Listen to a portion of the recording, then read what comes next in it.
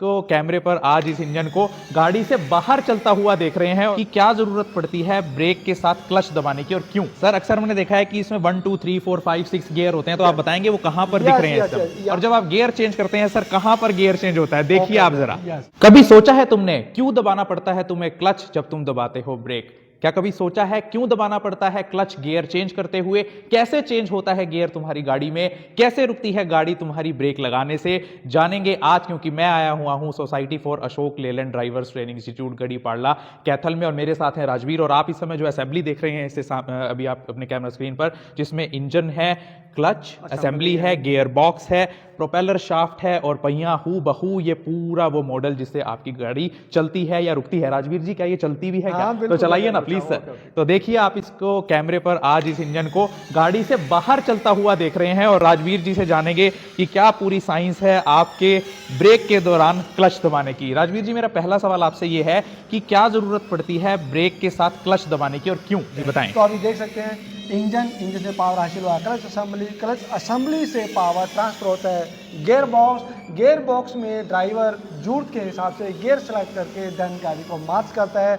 और gear box से drive propeller shaft से डिफरेंशियल से हाफ शाफ्ट से ड्रम, देख रहे हो आप घूम रहा है, ड्रम से रिम से टायर, और गाड़ी मूव करना शुरू कर देती है। जी तो हम कहते हैं ना ब्रेक लगाने से पहले क्लच जरूर दबा लेना चाहिए, तो फ्री कर देती है, मतलब आप ये कहना चाह रहे हैं क्लच। तो वो बताएं कहाँ होता है वो प्रोसेस। और यहाँ पर अगर देखें हम, जैसे ड्राइवर क्लच पैडल को ऑपरेट करता है, ये रिलीज बैरिंग है, देन रिलीज बैरिंग मूव करके ये टॉगल लीवर आ जाते हैं, टॉगल लीवर को अंदर की तरफ प्रेस करता है, टॉगल लीवर अंदर जाने से जो हमारा प्रेशर प्लेट है वो पीछे आ जाता है, प्रेशर प्लेट पीछे हटने से क्लच प्लेट का जो रिलेशन है फ्लाईव्हील से कट जाता है, जिससे इंजन की पावर केवल इंजन तक ही लिमिट कर जाती है, वो ट्रांसफर गियर बॉक्स में नहीं। जो मैं समझ पा रहा हूं कि गियर बॉक्स और इंजन को जोड़ने वाली जो असेंबली वो है क्लच असेंबली, और जब आप ब्रेक लगाते हैं तो इसको गियर बॉक्स से फ्री करने के लिए या दोबारा जोड़ने के लिए ही इस्तेमाल क्लच असेंबली का होता है। और जब आप क्लच दबाते या छोड़ते हैं तो ऐसे केस में ये देखिए, ये इंजन, ये गियर बॉक्स और ये क्लच असेंबली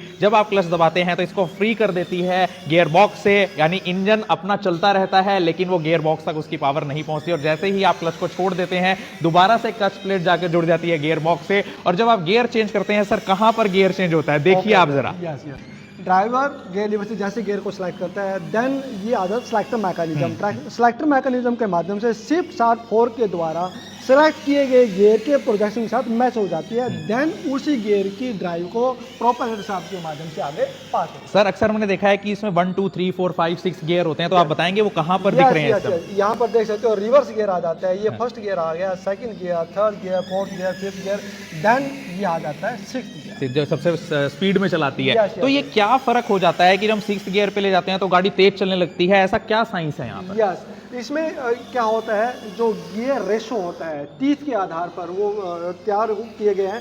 जैसे ही सबसे स्मॉल गियर सबसे बड़ी गियर को रोटेट करेगा, देन यहाँ पर पावर है जो रिडक्ट होगा, यानी ड्राइव जो कम होगा। यहाँ पर देख सकते हो, अगर ये छोटा गियर 10 राउंड करता है अपने एक्सेस के ऊपर, तो ये मुश्किल से 1 राउंड पूरा कर पाता है। तो यानी ड्राइव को यहाँ पर है जो वो कम किया गया है, यानी जितने कट्स लगे हुए हैं उसके ऊपर वो स्पीड निर्धारित करते हैं गियर। तो शायद आपने पहली बार जाना होगा कि गियर्स में क्या डिफरेंस होता है। अक्सर हम सोचते हैं कि गियर क्या और फास्ट कर देती है गाड़ी को, कैसे कर देती है। तो सर आप ये बताएं अब कि क्यों जरूरी है कि गियर बॉक्स का अलग हो जाना इंजन से? यस, अगर हम वन टाइम इंजन को क्रैंक करते हैं तो बैटरी की पावर बहुत लॉस होती है, बार बार इंजन को क्रैंक ना करना पड़े। वन टाइम जब इंजन को क्रैंक करते हैं, कंटिन्यू वर्किंग में रहे, तो इस करके क्लच को हम दबा लेते हैं, ब्रेक अप्लाई करते हैं। अगर ब्रेक अप्लाई करने के साथ साथ क्लच को अप्लाई नहीं करते, देन इंजन बार बार शट डाउन होता है। तो आप ये देखिए, प्रोपेलर शाफ्ट जो अल्टीमेटली गियर बॉक्स से आपके इस डिफरेंशियल को जोड़ती है वो प्रोपेलर शाफ्ट है। तो बताएं सर, ब्रेक कहाँ अप्लाई होती है और ब्रेक शूज जरा दिखाएं एक बार। फाइनली जब गाड़ी को हम रोकते हैं, ये देख सकते हो आप, ये ब्रेक शू आ जाता है, ये ड्रम आ जाता है। जैसे ड्राइवर ब्रेक को अप्लाई करता है, देन केम है जो शू को बाहर एक्सपेंड करेगी। केम अगर शू बाहर एक्सपेंड होगा, देन ड्रम को होल्ड कर देंगे, ड्रम के साथ रिम आ जाता है, रिम के ऊपर टायर, गाड़ी रुक जाता है। जी, इंजन होगी, क्लच असेंबली होगी, गियर बॉक्स होगी, प्रोपेलर शाफ्ट हो गया, डिफरेंशियल हो गया। तो इस पूरे सेटअप को हम कैसे यूज कर सकते हैं इसके बारे में जान के, कि रोड सेफ्टी में एक काम आए, एक्सीडेंट्स कम।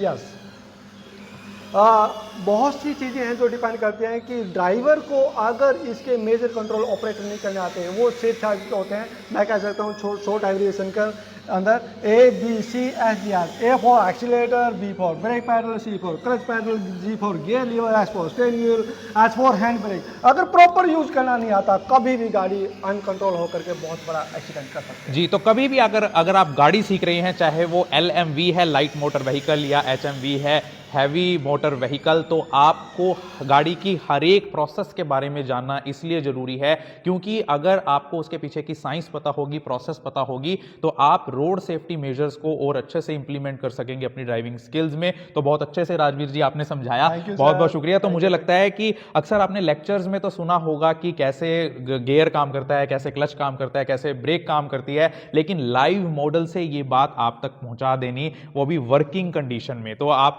कभी भी गाड़ी को चलते हुए उसे खोल कर नहीं देख सकते हैं, लेकिन यहाँ पर हम देख पा रहे हैं। और आज मेरा भी डाउट क्लियर हुआ सर कि कैसे गियर चेंज होने पर स्पीड बढ़ जाती है, क्योंकि जो उसके अंदर के कट्स हैं वो जितने बारीक होंगे उतनी स्पीड। यानी कह सकते हैं स्मॉल गियर अगर लार्ज गियर को मूव कर रहा है देन जो स्पीड है वो रिडक्ट होगी। अगर लार्ज गियर स्मॉल गियर को ड्राइव करता है देन स्पीड तेज होगी। तो इसीलिए यही साइंस है कि पहले से छठे गियर तक या पहले से पांचवें गियर तक आपकी गाड़ी की स्पीड कैसे बढ़ जाती है और रिवर्स गियर में कैसे वो गाड़ी रिवर्स डायरेक्शन में चलने लगती है। तो मुझे लगता है कि इंजन से लेकर पहियों तक की कहानी जो राजवीर जी ने बताई वो आपके लिए बहुत ही रोचक होगी और आपको भी कई जानकारियां आज पहली बार मिली होंगी। मैं doctor Vinay Gupta, society for Ashok Leyland driver training institute Garhipada, Kaithal से।